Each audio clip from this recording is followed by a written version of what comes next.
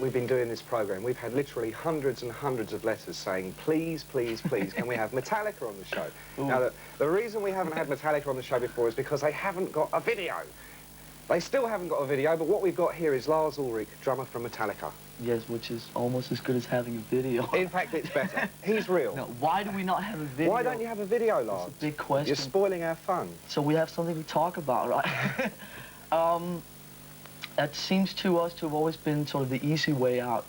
It's like, especially in America, because it's like the industry says, you know, whatever song you release to radio, you do a video for.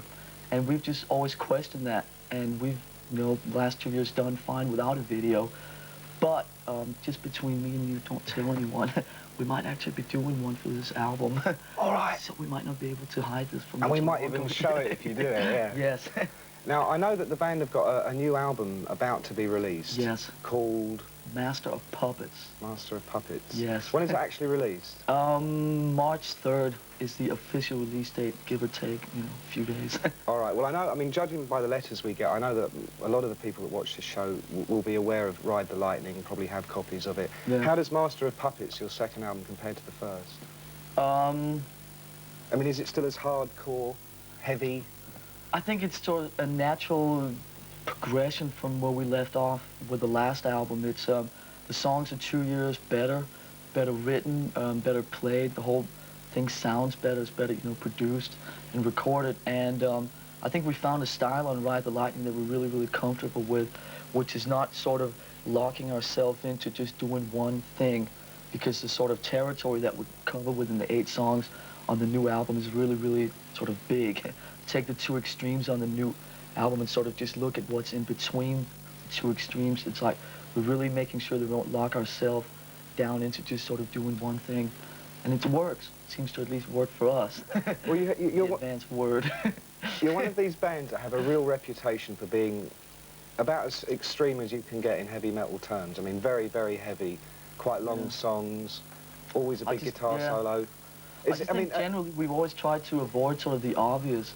And instead of taking, again, like we talked about with the video thing, instead of taking the easy way out, it's like, if it's more of a challenge to try and make different things work, instead of just saying, okay, we can do a 3-minute song and just end it, you know, with a 3rd chorus. To sort of see what we can do. It's more fun for us when we work with it, you know, to try and make it, you know, a bit more interesting for ourselves, which is the main reason why we do it, you know, it's for ourselves.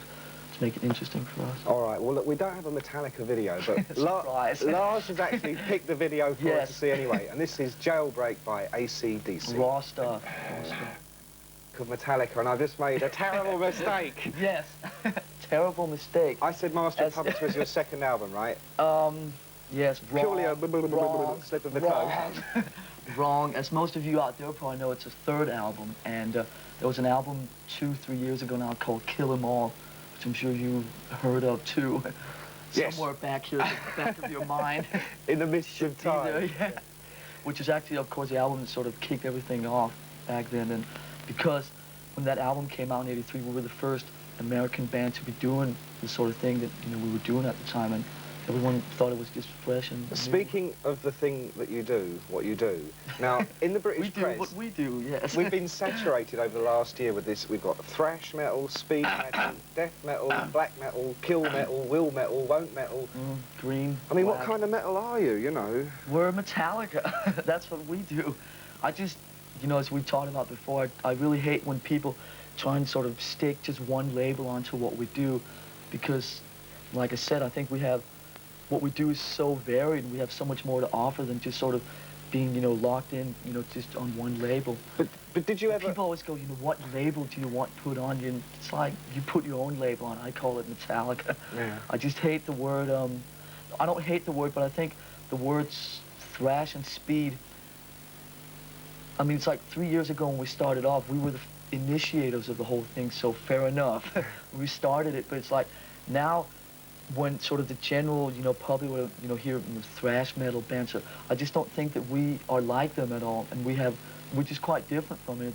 I hate when we're sort of pinpoint down like that. All right, now, Lars, I'm going to put you on the spot here. Now, the thing about Metallica, right, all of Europe's seen you play, America has seen you play, you've never done a full British tour. Right. When are you going to come and do a full British Oh my tour? God! And I want an answer now before millions of people. All right, so here it is officially revealed, and we start in Dublin, a bit that way, on September 14th is the kickoff of the European Master of Puppets tour, and that's 86. Really? And then you're going to come through Britain? Yes, and we're doing full 5 dates in Britain. Wow. We can't wait. We can't wait. Listen, And we're Lars, doing thank you. Hammersmith, yeah. Hammersmith Odeon? Yes. Okay. Yes, I'll see you Nick, there. it's good seeing you again. All right, Metallica.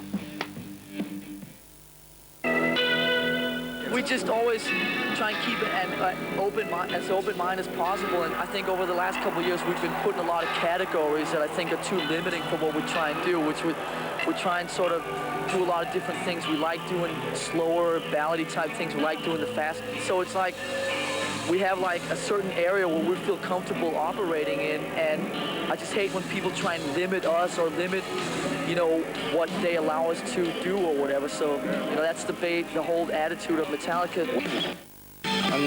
This type of tour, you have to wake up like at about 11 o'clock.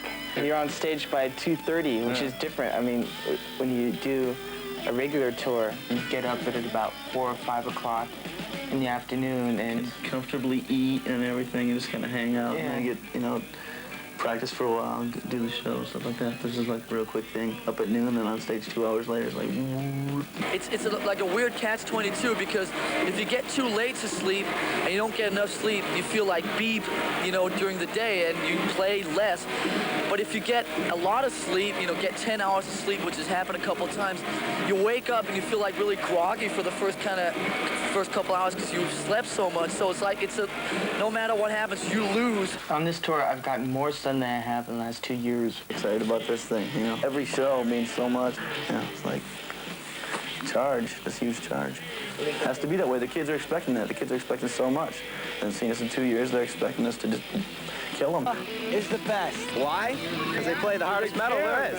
Metallica rules. I like it because they're just a bunch of guys having fun. I mean, we don't view ourselves as being much different than the audience. I mean, we just happen to be the guys up on stage, and they just happen to be the people in the audience.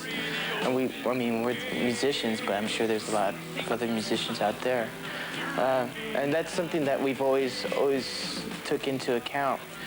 That, I mean, we're basically fans too. If we weren't there on the stage, we'd be there checking out the bands. Let's put it like this. When you see Metallica in the hotel on the day off, they're dressed exactly like when you see them on stage, you know? And I dig that. I say, you know, they don't go out there same thing. They're not putting on a show. They're going out there and playing music and just doing this thing. And in a way that they're like my favorite band on the show too, only because it reminds me just to kind of stay in touch with the street and with where you really at and not get too showbiz, you know. Arrogant, but Metallica is like a very inward-looking band. You know the kind of performance that come up and go, well, we're doing this for the kids and we're playing for the people out there and, you know, rock and roll for the people. It's like, we're like exactly the opposite. We like look more inwards and are more worried about keeping ourselves satisfied and really doing what feels right to us. The last thing Metallica wants to be known as is a band that's, you know, preaching. Right. I mean, we're not, you know, out to say, hey, we're a band with a message.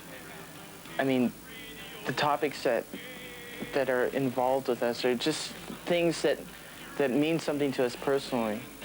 I mean, if you get the message, you know, that's cool, because that's how we think. If you don't get the message, then, you know, well. We try to instill a sense of realism into our music.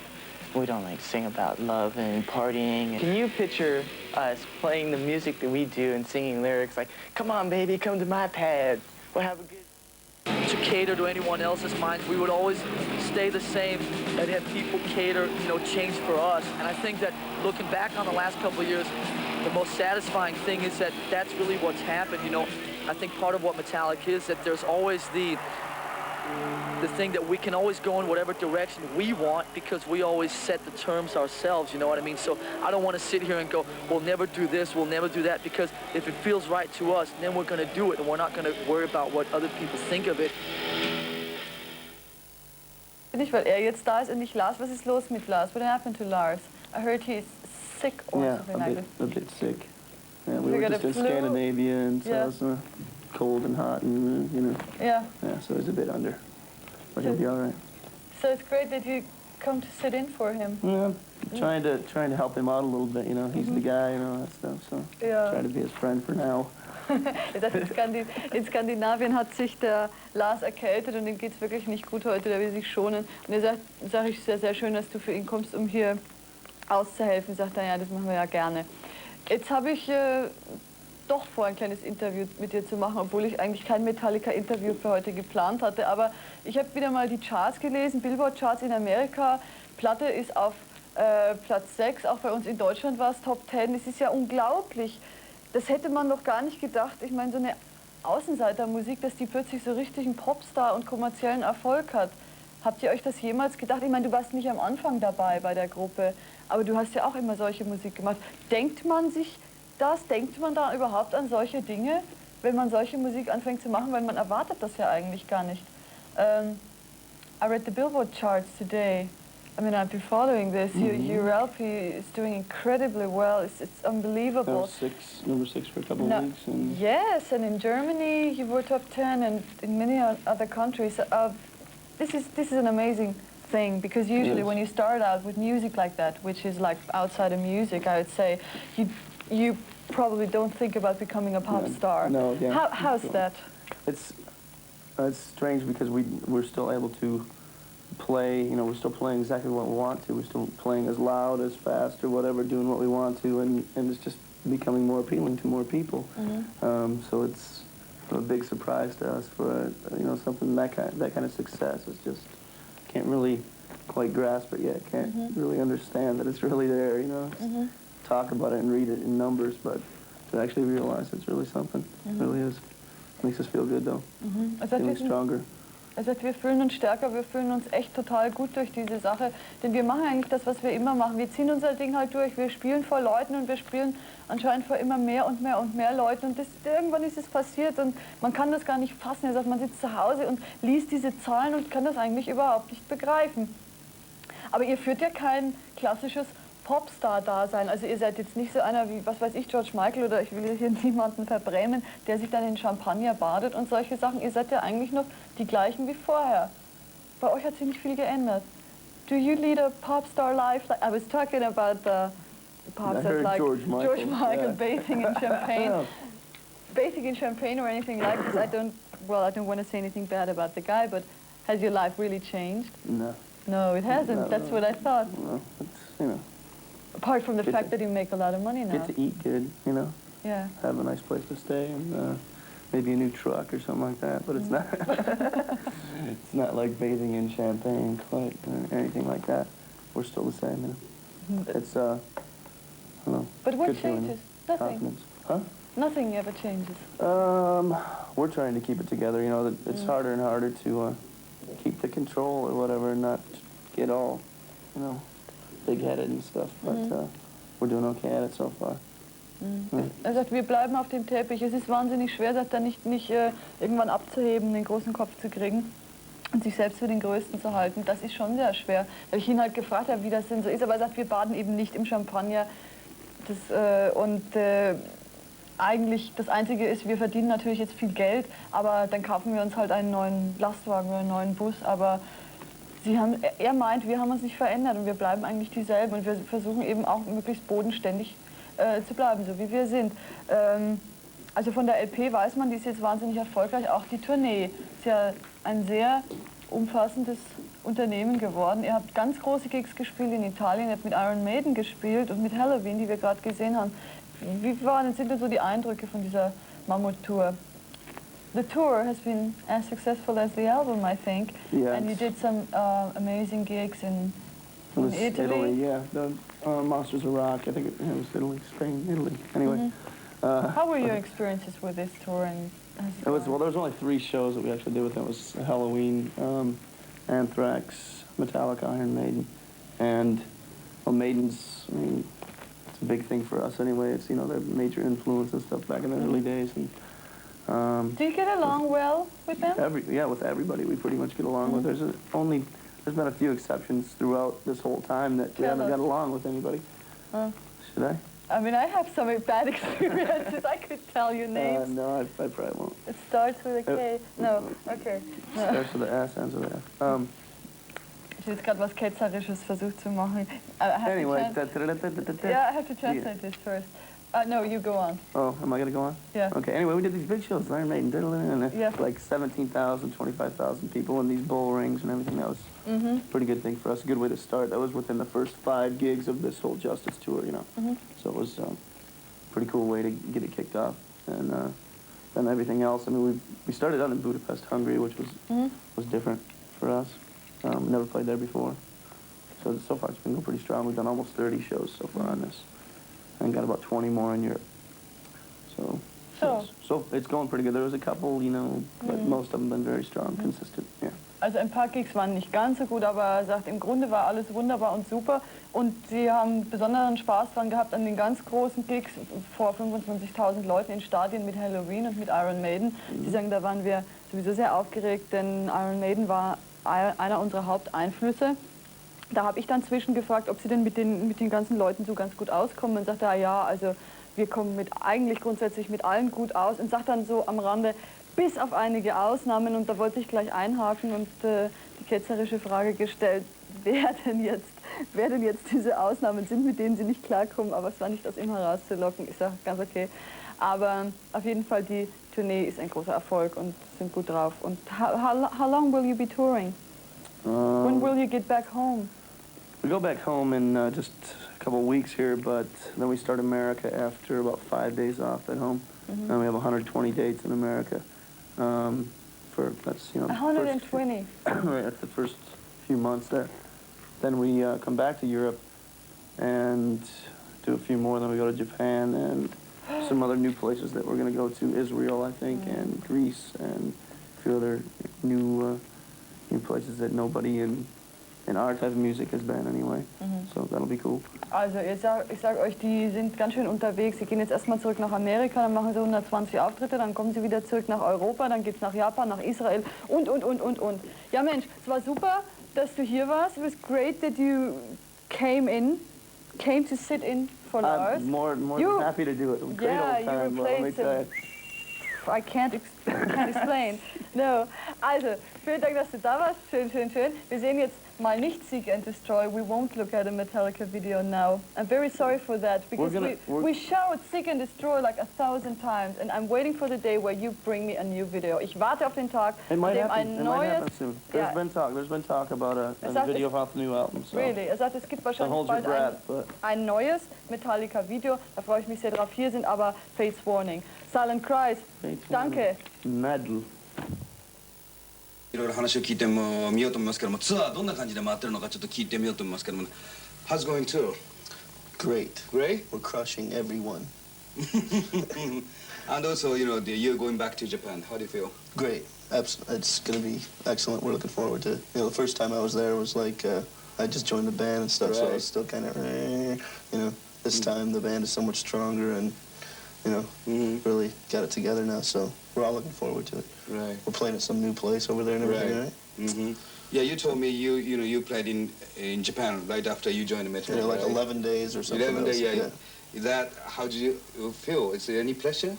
A lot of pressure. Yeah? Well, it was, I mean, you know, I didn't even sleep for the first 3 months anyway that I was in the band. You know, I was like, I couldn't believe it, you know. So, then going to Japan, that was a big thing for me. That was like a goal that I had set for myself before that, and then immediately to go there, you know, it's like, wow. So this time, I have a bit more control, you know, and I feel a bit more confident with the band, so I think it's going to be much better, much better. That's great. Yeah. Do you think sound of Metallica has changed after you joined the band? Yeah, in a way. You know, it's still very distinguishable. I mean, you can tell it's Metallica like that. But I think, you know, Cliff and I have such far different playing styles, you know, and stuff that's naturally going to be a little bit different. But I personally don't think the band has ever been stronger than this. I think that Metallica is definitely stronger than it's ever been. Indestructible. You told me, you know, this tour was great, but do you have any episode during this tour? Do I have any episode? Bad, you mean? Bad, no, or just bad in general? In general, both. Not really. We've been keeping pretty controlled, actually. I mean, there hasn't been any kind of huge wild road stories or anything because we're doing a lot of shows, you know. I mean, there's doing 200 and some shows on this tour, right, within a year or something. And so we're really trying to keep our, ourselves together as far as, like the drinking and, getting in trouble and that kind of stuff. We're really trying to think positively because we want to be as good as we possibly can be. Everybody has it in their mind now that we have to, we have to go out there and do this. This is our big chance. This is our big headlining tour, and we have to show everybody what it's all about, prove to them that we can do it. And so we're very conscious of that.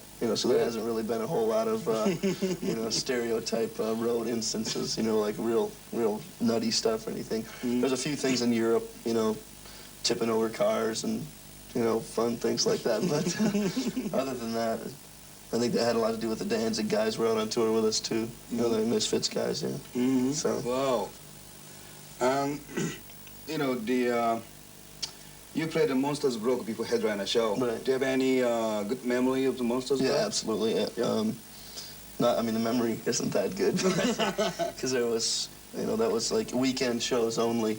So during the week, but it was a great experience and such a good thing for us. We won over a lot of new fans, and it really kind of started the ball rolling for just in time for the Justice album to come out, and really just to start moving right along to fit right in with this headlining tour and everything. It was a great thing. Van Halen guys, excellent, just real nice to us all the time, and very friendly and very encouraging, really behind us. They really liked what we were doing, and so it was a good feeling, really good vibe for the whole time. 30 shows or whatever, everyone was real good. シャワールームでございますけども、出番中のカー君ちょっといろいろインタビューしてみましょう。How are you doing? Pretty good. Doing pretty good. How's it going too? Really good. Yeah? Yeah, really good. I'm surprised. The audiences have been great, and it's just been a lot of fun. Now that we have this is our first headlining tour. Right. Things are a lot different now. We're in control of a lot of over what goes on, and things have been running really smoothly, and just going along. I found lots of cat picture here. So you like cats? I like cats. Yeah. But those are our wardrobe lady, Allie's cats. Oh yeah? Yeah. I have a cat named Clouseau. It's a Persian Himalayan cool cat. Yeah. And also you are very interested about, the Japanese cartoon, right? Devilman. Debbie Dooman. Yeah. Why you like the Japanese cartoon? Something like a Godzilla. The animation is really good. I like Atom Boy a lot too. Atom Boy and Debbie Dooman and Captain Horlock are probably my favorite when it comes to Japanese cartoons. But the animation's really good. It's done very well. And Go Nagai is a very good artist. And me and Pusshead are big fans of Japanese animation and cartoons. You have lots of, Japanese cartoon promoter or something? In my practice? Yeah, at my house I have a lot of Japanese toys and a lot of Japanese videotapes of cartoons, and I have a few Japanese pen pals who when we go over to Japan I'll be seeing them, and sometimes they come over here too. Oh yeah? Yeah. Pretty fun. You played Little Wings on the stage, right? Yeah. Is that one of the roots of your guitar style? No. I've always liked Jimi Hendrix, and I like that song quite a bit. So it was decided that maybe we should try and work it into the open solo, because it changes things around a little bit, and it changes the pace, the whole mood of the guitars. So instead of just someone standing there playing guitar for 15 minutes, this is a part where the rest of the band could come in as an accompaniment, and it just works really good. It just shifts the mood of the guitar solo. Well, you are going back to Japan soon. Yes. How do you feel? It's gonna be great. I'm staying in Japan 2 extra days, so me and Pusshead can go. Really? Yeah. could visit some friends and do some toy shopping. Toy shopping? Yeah. That's fun. Meet Gona Guy, and gonna have a lot of fun. I'm looking forward to it. Of course, it's been 2 years since we've last been there, and I have a big list of things that I want to get. There's these models that are made in Japan called Billiken models, and they're really nice. The detail and craftsmanship is excellent, and that's one of the main things I'm going to be getting when I go over there. Wow, it's fun. Yeah, it's great. Yeah. ジェームスとインタビューしてみようと思いますけども、You just wake up? Yeah, a little while ago. How's it going tour? Good, good. Good? Yeah, we've been out for quite a while now, almost a whole year, you know, since the Monsters of Rock thing. Right. And things are going good. Yeah? Selling out here and there and just doing our thing. It's great. You're going back to Japan. How do you feel? Yeah, great. We always like Japan. I mean, we were only there for 10 days last time, so yeah, right. A little longer this time. And you said, you know, Monsters Rock because, you know, you touring the Monsters Rock before headliner show, right? Do you have any good memory or bad memory of Monsters Rock Festival? It was just a lot of fun. I mean, touring the summer in the United States is a lot of fun. And the bands were really cool. We hung out a lot, and it was just really weird us going on at like 2 in the afternoon or 3, you know. By the time, you know, it was nighttime, we were all, you know, passed out or gone or something, but no. It was, I mean, a few raging times, you know, just getting up jamming at bars here and there, you know, with some of the, you know, Dawkins guys or whoever. You just get up at a local bar and, you know, jam or whatever. It's a lot of fun. And you touring with the Queensryche, it's the same management. How do you feel about the Queensryche? Because the Queensryche, you know, touring Japan same time as Metallica. May. Is it the same time or just before? Just before, just before. They're a good band. I mean, they really, on stage, their sound is really, I mean, they try and represent the album sound as good as possible. I mean, they sound really good, and they're tight. They're a good band for what they do. And I'm very interested about demo version of one. Yeah, demo version. Because I think the 4 tracks or something. Released. Yeah, it'll be on the B-side of something. Right. Tell me about the story. Well, it's on, you know, a little 4-track machine, the Fostex, and like there's no bass on it. There's no. I did a lot of the lead stuff on it, and it was just me and Lars just trying to get the song together. And there were basically demos for our management and record company just to tell them, you know, hey, we're working on stuff, and here it is, and just thought it'd be a, you know, kind of different to put that on the B-side of something. You know, there's not all the lyrics are there, so it's like nah, you know. There's no lyrics, and you know the leads are crap, you know. This is something different. You just recorded studio? No. No, it was in our garage. And it was just, you know, 2 microphones plugged in. Oh. Just me and Lars, basically. That's very interesting, you know. And the album, you know, Justice, you have almost 2 million, right? In the States. Something like that, yeah. How do you feel? It's great. Yeah, great. You know, really good. Well, radio's starting to play a little bit of One, the single One. A lot of the, you know, stations, the radio stations are finding out that, hey, you know, Metallica is something they have to deal with. And so they're changing their format for us, you know.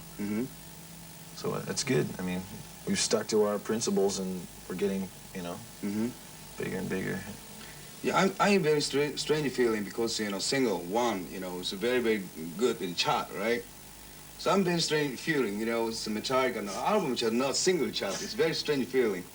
The singles, yeah. It's just that's good, you know. Hey, doing it our way, and you know, if that, you know, whatever happens, that's cool. You know, as long as it's done our way. People changing to us, not us, you know, changing. Very interested about your music video One. Why did you try to make a music video this time? Well, everyone was saying that Metallica will never do a video, so I go, okay, let's do one. And I don't know, it was the right song, it was the right time, and we had some good ideas to, you know, put along with the song for the video. Mm-hmm. And it was just the right time. Mm-hmm. I think it just came to the point that we found something that was strong enough to, you know, enough of a storyline and that we could, that would represent Metallica. You know, we thought about it for a long time. We'd wanted to do one for a long time, you know, but we really hadn't found something that we thought was going to be able to really, really do it, you know, really make a mark, really be unique. So finally we came up with all, you know, the Johnny Got His Gun with the book and then the movie following that and everything there was enough there that it was going to be strong. So we went ahead and gave it a try and it came out pretty good. So, you know, we're all proud of it now, very proud of it.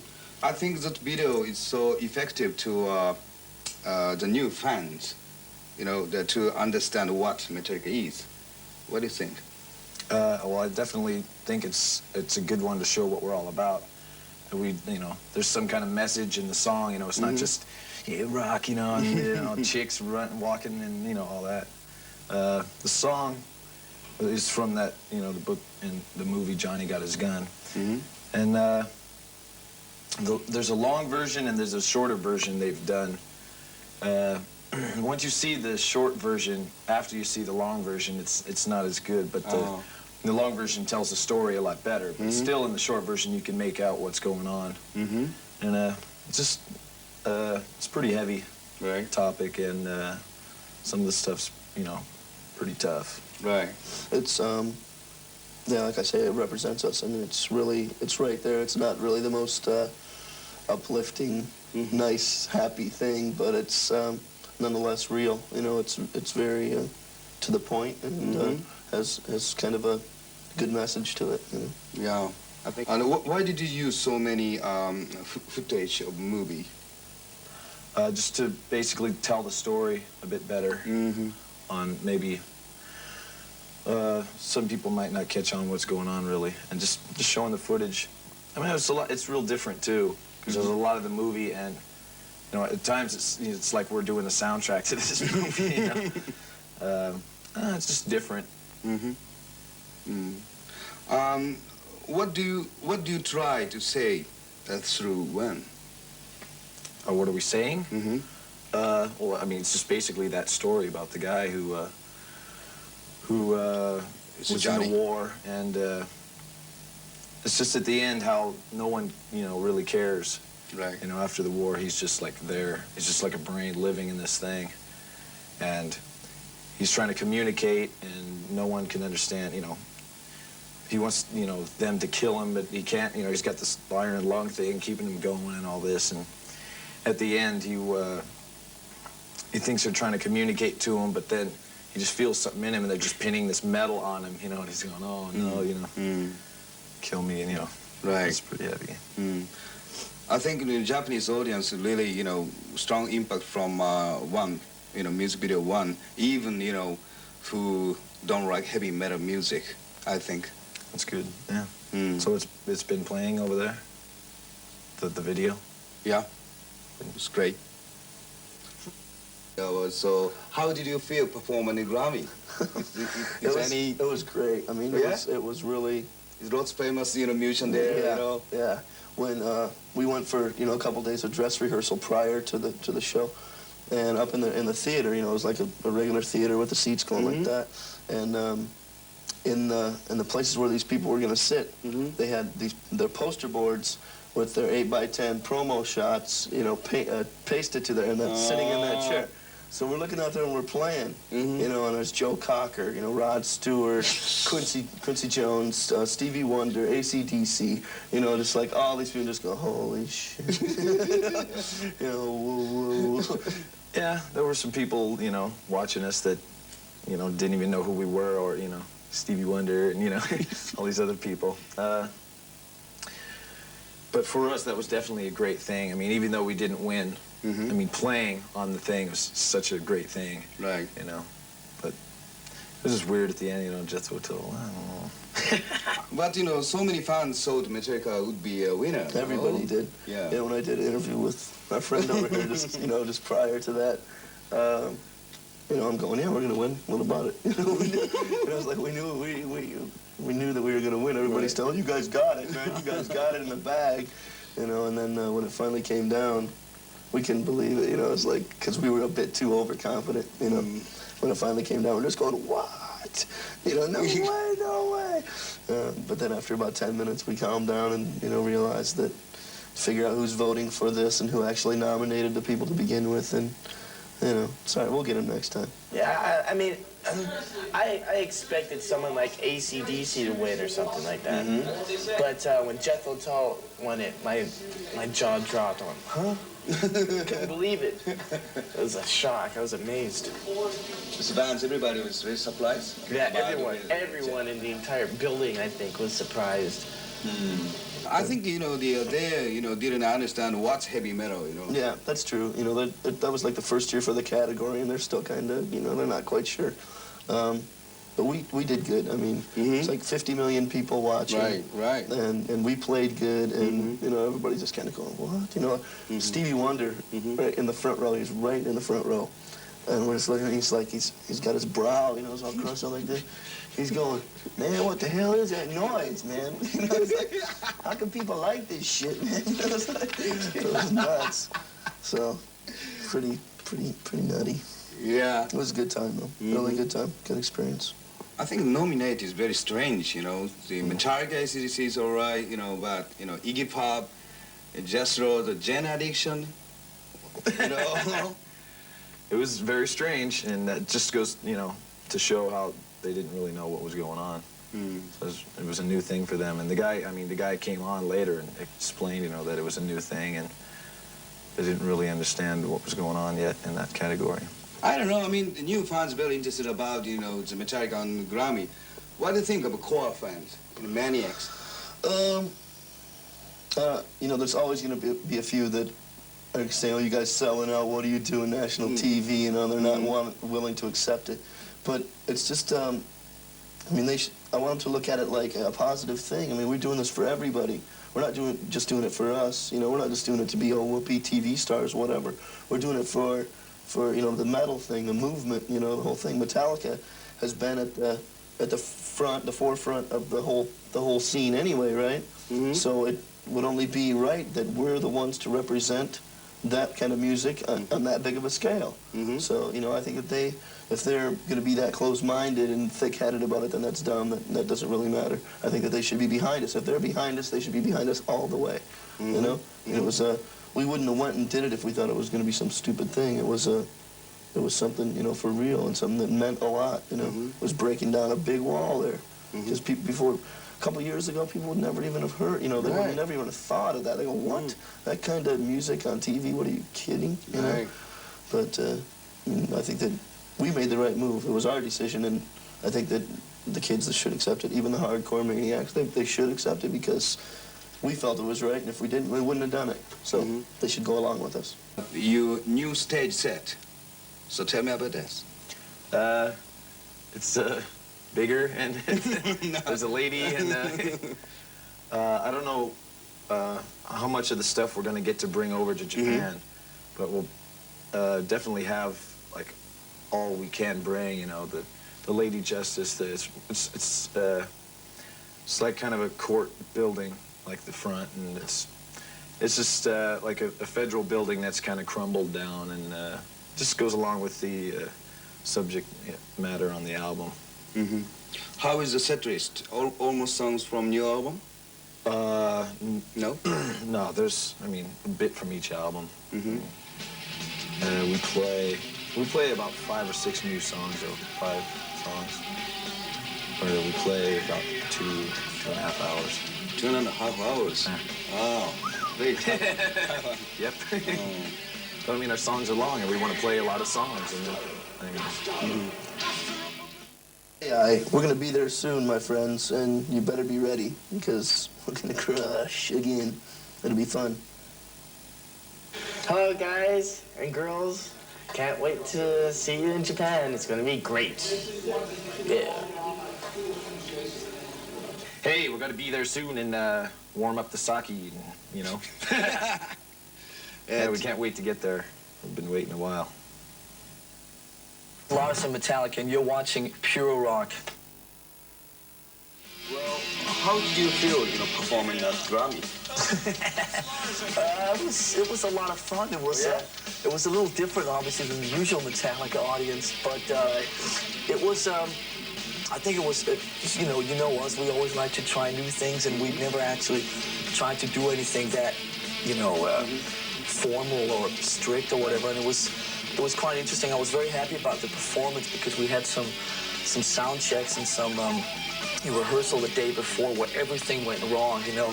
Guitars went out and people forgot the new arrangement of the song. It was really bad, and I thought, oh no, this is, tonight on television, live, Metallica is all over, And then we went out and we actually played the best version of the song that I think that we could play under any circumstances. All the guitars were plugged in right, there were no mistakes, and everyone was very on top of it. So I was very happy about that, definitely. I don't think it could have been any better. Is there any pressure? I think the only pressure was, or at least speaking for myself, I was a little nervous. I was nervous about if everything would work right. We only had 6 minutes from to get everything up, and you're dealing with, a lot of people, what's called union, just stage hands, and it's like, oh, this goes into this socket, and they plug it in very wrong, and I think we were all a little worried about the technical side of it, but as soon as we all realized, I think, that everything was actually working, and 15, 30 seconds into the song, everything was okay, we really, I think, opened up and really went for it. It was good. So, so many fans thought, Metallica would be a winner. Right. So. I think, let's be realistic, and I think the real win for us was being on the show and playing that. I think is what's going to last in people's mind. And who won the award, I think, is going to fade away a lot quicker. You have to remember that most of the people that vote in the Grammy Academy are people that are a lot older than both the fans and the people in the media and the people in the music business. There are people that are like retired, audio engineers and just, slightly older people that are maybe a little less in touch with what goes on at the moment. And you got to remember that when they look at the list and go, okay, Metallica, they go, who the hell is Metallica? And they go, oh, Jethro Tull. I remember Jethro Tull from, 20 years ago when I was young myself, and I better vote for them. So I think we were told by Cliff Bernstein and Mensch that it would probably end up being either AC/DC or Jethro Tull simply because of what's called the name recognition, which means, oh, here are 5 names. Oh, I recognize the name Jethro Tull more than anyone else. So we were really kind of prepared for it, even though everyone had been building Metallica up to win it. But like I said, I think the most important thing for us was being on the show, and that's what was the good thing. So. I think, Jay didn't know about what heavy metal, what's hard rock. It was quite funny because there was an interview with the president of the Academy the day after, and he said that the only thing he was really embarrassed about was the heavy metal category, and he said that usually it takes the Academy a few years to really even understand what the hell the award is for and so forth. But he actually apologized in the LA Times. It was so funny. He was very embarrassed. Why did you try to make a music video this time? I think it was basically because that, first of all, because we'd never done one, and it almost became a bit of a challenge to try and see if we could do one our way, on our terms. And then secondly, when we found out about the movie that was done about the book, Johnny Got His Gun, it sort of seemed like there was a chance to do a video that would be really, really different than what any other rock bands have done in the last few years. And then, Metallica, we always like to do things as different as possible. So it just 2 and 2 kind of connected, and we started focusing in on the on the chance to really pull off something very different. I think the video is so effective to the new fans to understand what Metallica is. Right. Yeah. I mean, I think it's just very different from not anything against your White Snakes or your Motley Crues, but it's very different, and I think it is very Metallica, and it was something that we set out to do. We had an agreement with the record company, which was that when the video was done, if we weren't happy with it, we'd just throw it away. So that was quite good. So yes, I'm very happy with it, and I think it is very Metallica. As a matter of fact, there's also we just finished working on a second version of the video, which is the same obviously song and video, but without any of the story in it. So now there's two different versions. There's the one that has the full story, the story and all the movie clips and the dialogue, and then we just edited one together just with a band playing, you know, just a song in that environment. So there's actually two different ones available. What do you try to say to one? I don't look at it as much as what we're trying to say. It's more really a story. It's an idea that we had actually way back on the Master of Puppets album, where it was like what it would be like to be in a situation where you could not communicate with everyone around you, where you were basically a basket case, just like a living consciousness, kind of where you had no arms, legs, obviously couldn't see, hear, or speak or anything. But there was an idea we had a long time ago, but we couldn't really get on with it from there on until one day when we were writing stuff for the Justice album, I talked to Cliff Bernstein, our manager, and he suggested that there was a book that was set against that same idea called Johnny Got His Gun. And James went out and got it and read it, and then we set that idea against the sort of World War I background and all that. But initially it only started out just as an idea. It wasn't that we read the book and then wanted to write a song about it. It was an idea that we had, and then the book sort of got us going and put the song in the background of the World War I thing and all that. We're not really, I don't really look at it as much as us trying to say anything specific or anything. It's just, it's a story about what it would be like to be in that kind of awful situation, obviously. Japanese audience, hello. Well, I think that the best thing to say is just that we're really, really looking forward to coming back there again. Like I said, our tour in November of '86 was the best tour and the most fun that we'd had up to that point in time. And I think 2.5 years to be away from Japan is way too long. And it's great to see, obviously, that the tickets are selling so well that we've added the second Tokyo show, which we're very happy about. And we'll be over for about 2 weeks, so let's have a good time. Thanks. That's well, a big problem. Not for us, for you. Yes, Yes. and for the fans. Das ist das große Problem für mich und auch für die Fans, denn es gibt keine Videoclips von Metallica. Es gibt jetzt dieses Kaufvideo, Home Video Clip Mall. I don't know how old that is. It's That's a couple of... came out in about a year ago in America and about, Yeah. I think 3 months ago in Europe. Ja, also in Deutschland vor 3 Monaten rausgekommen. Das sind alte Sachen, Cliff Mall, klar, mit Cliff Burton. Und wir sind alle sehr traurig, warum macht ihr keine Videos? Die Fans schreiben immer böse Briefe. Annette, zeig mal Metallica. Sage ich immer, I know what that means. Ja, böse. Ich sage immer, hab ich ja nichts. Ja, hab ich nichts, also kann ich auch nichts zeigen. Yeah, Ihr seid die Bösen. That, yeah. Yeah, you don't make videos. The fans write letters and they're very annoyed with me, not with you. That I don't show Metallica Because they videos. think you're hiding something. Yes, I hide it in my trunk secretly. No, but tell us, why does the band not make why any does videos? the band not make any videos? Basically, I mean, there's a load of different reasons, but I think part of the reasons is that we don't think that it's, first of all, necessary. We prefer to keep a bit of the thing around Metallica a bit more mysterious and sort of keep our lyrics and the songs a bit more where the fans can interpret them any way they want to instead of us showing them in a video how they're supposed to react to them. Oops, we shouldn't hit that. And another thing is that we just see how a lot of the bands are in situations around videos, and we see how we don't want to be in the same situation looking like these kind of things. And I'm not saying that we never will do a video, but I'm saying that we don't want to do anything that's just like what everyone else is doing. So we're thinking, and one day hopefully we can come up with a concept for a promotional video that is completely different than what anyone else has done. And when we do it and the timing is right with the right song and something, then we'll probably do a video. But we haven't really run into that. So you can't stop me. We haven't run into that yet. So you're going to unfortunately have to wait a little bit. Sorry. Ach Gott, Lars Ulrich gibt mir Hard Times, schon wieder ein Bandwurm. Also, er meinte am Anfang, dachten wir, es ist nicht wirklich notwendig, Videos zu machen. Außerdem wollten wir immer ein bisschen so eine Art geheimnisvolle Aura um die Band schaffen. Und sie haben sehr viele Videoclips von anderen Bands gesehen und sie haben gesagt, irgendwie wollten sie sich so nicht präsentiert sehen und irgendwie auch ein bisschen von den anderen Bands abheben. Nicht unbedingt das Gleiche machen, was alle machen. Also sie sahen einfach keine Notwendigkeit für die Clips. Also so nach dem Motto, wer braucht einen Videoclip? Also, aber sie haben sich überlegt, irgendwann, wenn sie das richtige Konzept haben und auch die richtigen Sachen, dann soll es vielleicht doch irgendwann mal auch ein Video geben. Na schön, jetzt also...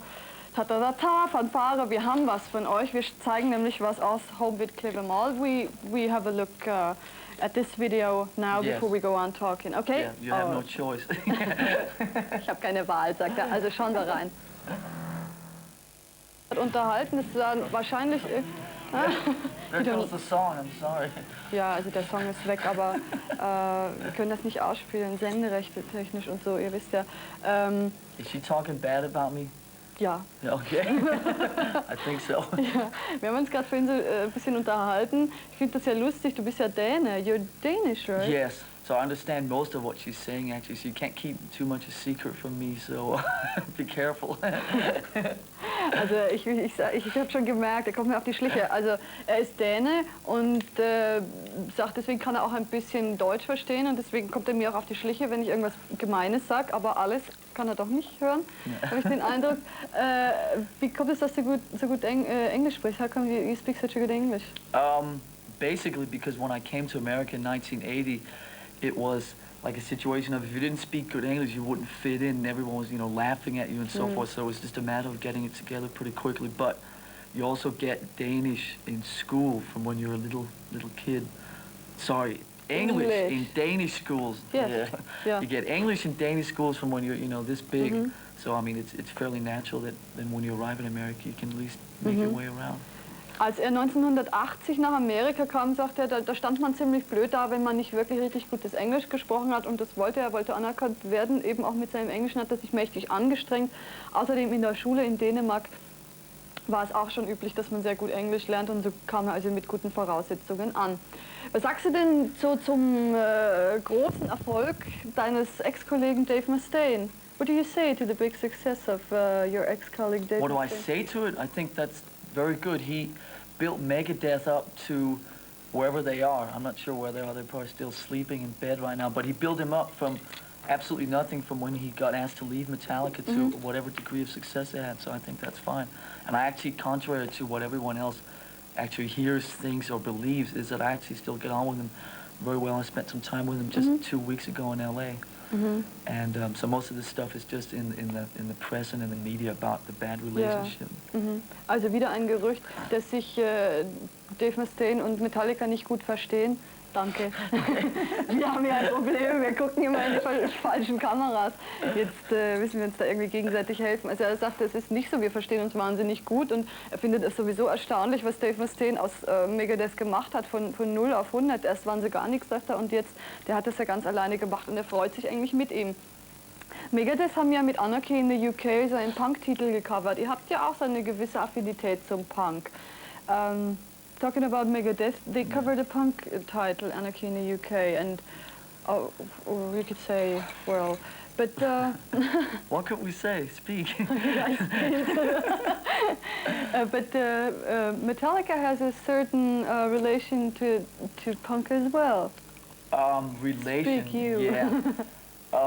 Yeah, I mean, we don't really do cover songs on our own albums. Everyone knows that we do cover songs more just for fun and so forth on, B-sides of singles and our Garage EP that came out last year. But I think our thing with punk is more maybe some attitude things and some things not too much with the music influences or anything like that. Just maybe some kind of attitudes about how we approach the music business in general and how we just have some certain ideas and so forth within us, and that's really the extent of that.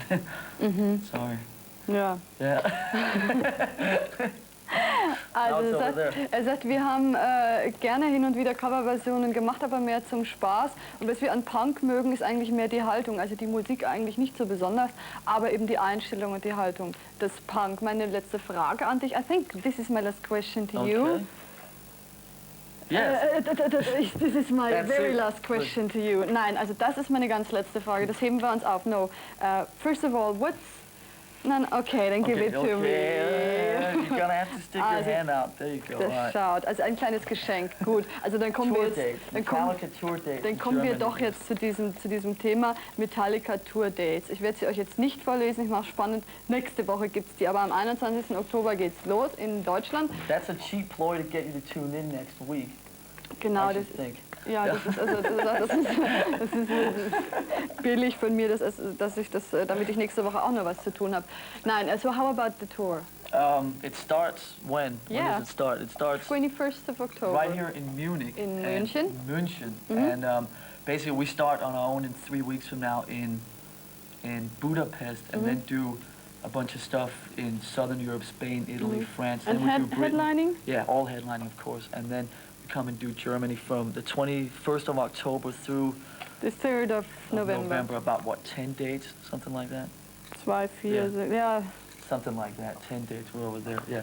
10 dates, so that will be it. And a band called Queensryche will be opening for us, who we know quite well and so forth, so. Also es wird eine Headliner-Tour geben. Sie werden eigentlich ganz große Hallen spielen auch und Queensryche werden eröffnen. Es geht erstmal nach Südeuropa und dann kommt man nach Deutschland. Ich habe gerade auf die Uhr geschaut, das war schon wieder ein Hard und Heavy. Wir müssen uns verabschieden. Nächste Woche mit dabei. Nicotines.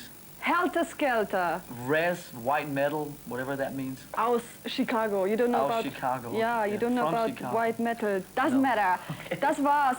Lars, vielen Dank fürs Kommen. Many thanks und tschüss.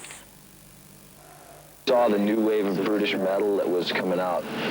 We knew it was going to hit, like, you know, a couple of years before. We knew it was going to hit the States fairly soon, so, you know, we liked doing it, and, you know, we were doing it down in LA, and a lot of people didn't know what, you know, what the hell was going on. They didn't see any hairdos or makeup or anything. We're just going up there bashing it. Kill 'em all. That album is the best. The lightning is the best.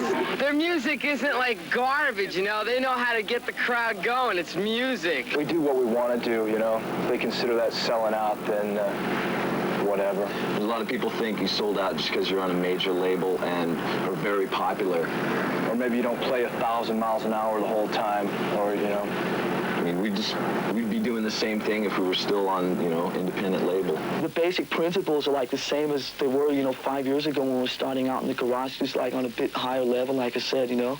But I mean, still the same 4 idiots, you know, trying to stay in tune and stay on time. Touch with their fans. They're just like us. They party, everything. They turn it up. They crank up the volume. They just enjoy being themselves. They wear the same clothes on stage that they wear on the street. There's no costumes, there's no makeup, no wardrobe. It's a very real thing. You know, we're not trying to be something big and fancy, you know. It's just us doing what we do. Let's keep it that way.